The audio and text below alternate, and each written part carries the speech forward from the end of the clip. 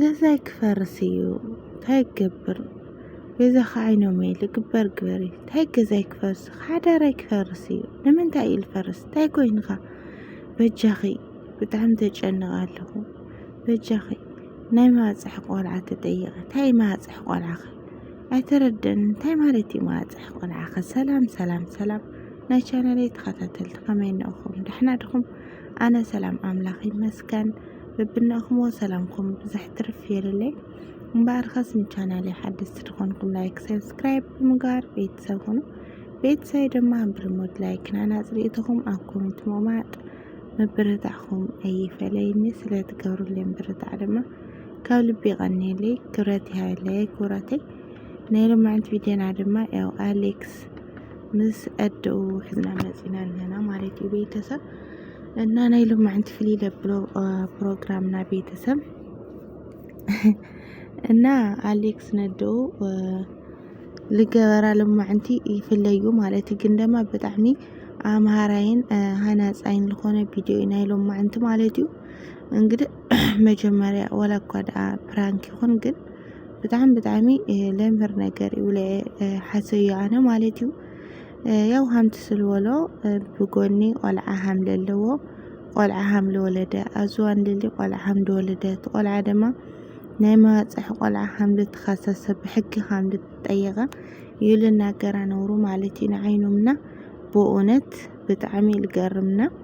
እሳለለ ያው ብቻ ግን ቶም ልትናገሮም ነረት ቃላት ልትጥቀሞም ነረት ቃላት ግርም ትገርመያ ኣነ ማለት እዩ ቤተሰብ በእውነት ኣነሲ ንምንታይ ትሽኩዓ ንምንታይ ኸትምርዓ እስኻስ ቆልዓን ሃልየካሲ ንምንታይ ኸና ትምርዓ ንምንታይ ህይወታ ተባላሽየላ ትብል ነብራ ማለት እዩ ንልልና ብጣዕሚ እየ ትገርም ኣነ ቤተሰብ ማለት እዩ ሃምዚ ሓደ ግዜስ ንትበቃ ሃምዚ ዓይነት ሓማት ክልትርለኻ ህይወት በቃ ለባዕልኻሲ ናይኻ ህይወት መስሉ ይስምዓካ እማ በቃ ተሓጓስ ናብ ሓዳር ገለ ተኣትውን ብጣዕሚ ትጓጊ ማለት እዩ ቤተሰብ ብቆንዕና ሃምኣነ ትኸይኑ ማለት እዩና ያው ሰብና ናይ ባዕላ ተሓሳስባ ኣለዎና በቃ በጃኸ በቃ ወይ ናብ ገዛኻ ውሰደኒ ስለትለና ቅርሺ ክበክሞ በቃ ናብ ወደይ ከይትቃርበለይ ናብ ገዛይ ከይትመፅእ ናብ ወደይ ከይትቃርበለይ ወይ ትቆልዓ ምፅኺ ባዕልኻ ዋፅሕዮ ተቆልዓ ግን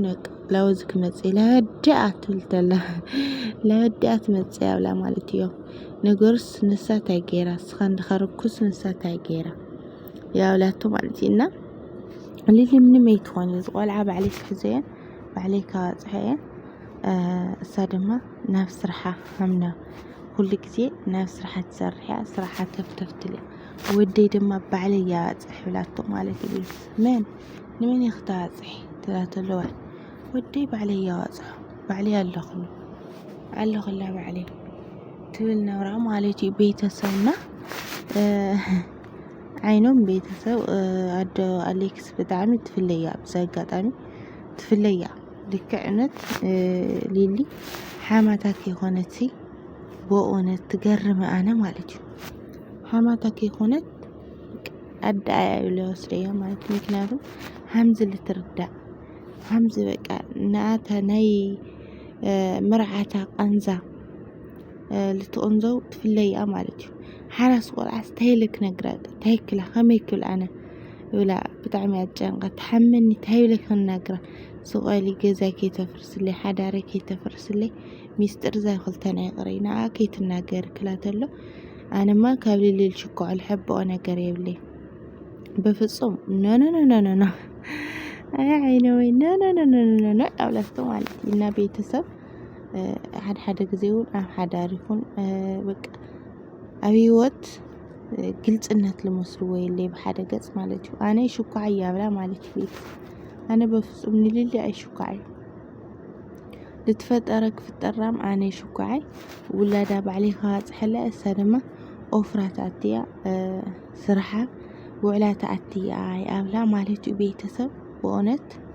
ተገሪመ ብጣዕሚ በቃ ብጣዕሚ እግርም ለወልኩና ተኣክለኩም ደለ በቃ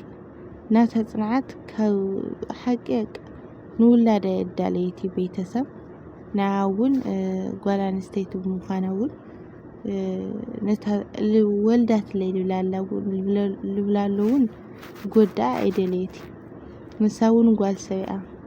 ንምንታይ ቅርሺ ድዩ መመዘን ሰብ ኮይኑ ይኣብላቶ ማለት እዩ ቤተሰብ ቅርሺ ሃብያ እሞ ኣፋ ትትሓዝ ሓዳረይ ከይተፍርሰለይ ከይትናገር ቅርሲ ከይድኺ ከንትደልያ ቅርሺ ሃብያ ክብላ ከሎ ቅርሺ ይኾነይ ወናኡ ሰብኻ እዩ እምበይ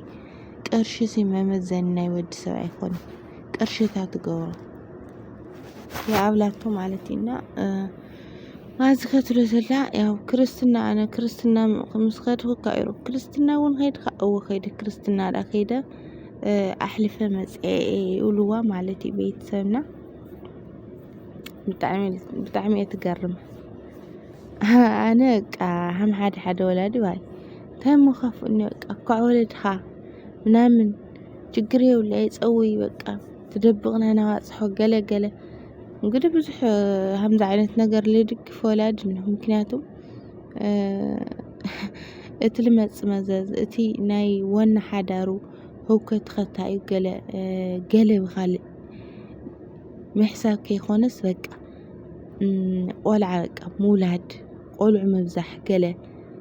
ቆልዑ ንክተብዝሕ ቆልዑ ንክትወልድ ገለ ልደልዩ ወለዲ እውን እነሆ ቤተሰብ ማለት እዩ እና እቲ ቆልዓ ብደገ ትወልድ ለኻ እቲ ኖርማል ህይወትካ ልባላሸይ ምንም ኣየስተውህልዎይ ማለት እዩ ቤተሰብና ዓይኖም እውን ያው ባዕልኻ ገዛኻ ባዕልኻ ተፍርሽ ኣተታኢል ሰማዕኹ ለሚ እውነት ብጣዕሚ ኣተሃውኻ ብዛ ኣጋጣሚ ብጣዕሚ ኣሕዝነትን ኣነ እውን ማለት እዩና በቃ ኦይለ ይበሃል ነገር ኮይኑዋ ቤተሰብ ኦይለ ይበሃል ማለት እዩ እናሃም ኣሌክስ ዝበለ መንጋጥ ውላድ ክህኩም ተሎ ያው ልቃሕ እውን ፈድዩ ማለት እዩ ምክንያቱም ኣብ ለምቕነ ልዕብድ ቪድዮታት ላሰርሐት ስለልቃነየት ዓይኖም ልቃሒኡ ልመለሰ ባሃልቲ ማለት እዩ ኣሌክስ ልቃሕያ ለይፈዲ ሴት ኣይበሃል ወዲ ኣርጊ ይብልዎ እና ኩራተይ እንታይ ክብለክ እንደልየ ብመጨረሻ ሃም ዓይኖም ልበለት ጽኑዕቲ ሓማት እምንቲ ርሕርሕቲ ሓላይት ሓማት ትፍጠረልኸን ማለት እዩ እግዚአብሔር ኣምላክ ትፍጠረልኸን ይብል ያው ናይ ልማዕን ቪድዮ ዝመስል ነብሩ ማለት እዩ ሮመዳን እውን ሃመይ ገብረኩን ሎ ደቂ መዳሜ ህዋናተይ ማለት እዩ